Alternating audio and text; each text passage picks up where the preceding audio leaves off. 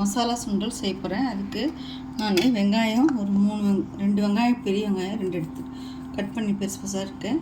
அப்புறம் பூண்டு, ஒரு தக்காளி, பச்சை மிளகாய், இஞ்சி இதெல்லாம் இப்போ நைஸாக அரைச்சிட்டு வந்துடணும். பட்டாணி இந்த மாதிரி நைஸாக வேக வச்சுருக்கேன். அது வேக வச்சு தண்ணி நம்ம வெங்காயம், தக்காளி, பச்சை மிளகாய், இஞ்சி, பூண்டு அரைச்ச ரெடி ஆயிடுச்சு. கடாய் காய வச்சுட்டு கொஞ்சம் எண்ணெய், கடுகு, நம்ம அரைச்ச மசாலா,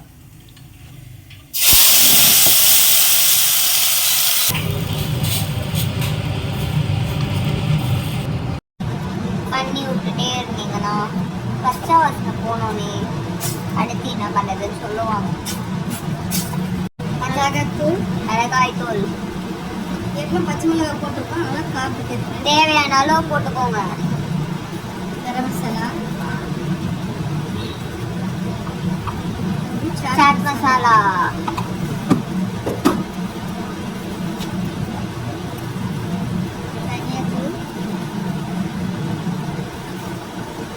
தனியாத்தூள் 2 ஸ்பூன் போட்டுக்கோங்க.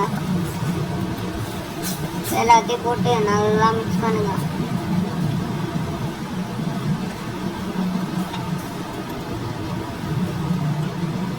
அந்த வாசனை போனோடனே அடுத்து என்ன பண்ணுதுன்னு சொல்லுவாங்க. அந்த பட்டாணியிலே போட்டிருக்கோம், பார்த்து போட்டுக்கோங்க. அந்த பட்டாணி வேக வச்சு தண்ணி,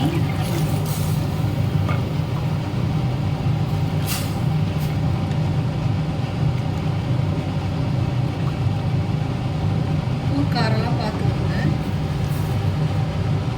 கறிவேப்பிலை, மஞ்சத்தூள் நல்லா கொதிக்கணும்.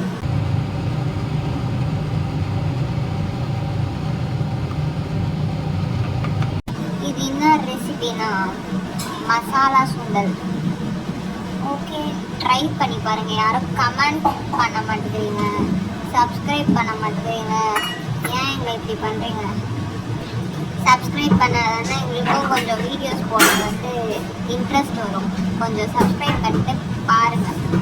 வச்சுட்டு மசில் வசிச்சுட்டு ரொம்ப அதிகமாக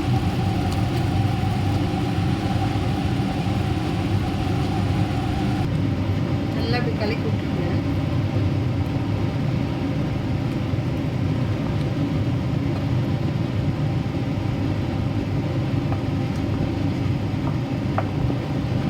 மாங்காய் பொடி போட்டுக்கோங்க.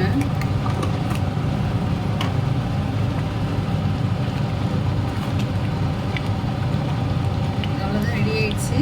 இப்போ நம்ம கொத்தமல்லி இது பண்ணி ரெடி ஆயிடுச்சு. ஒரு எல்லாத்தையும் கிண்ணத்தில் மாற்றிக்கணும். இதை ஆஃப் பண்ணிடலாம், கொதிச்சிச்சு. இப்போ இது ஒரு கிண்ணத்தில் நம்ம இது பண்ணிட்டோம்.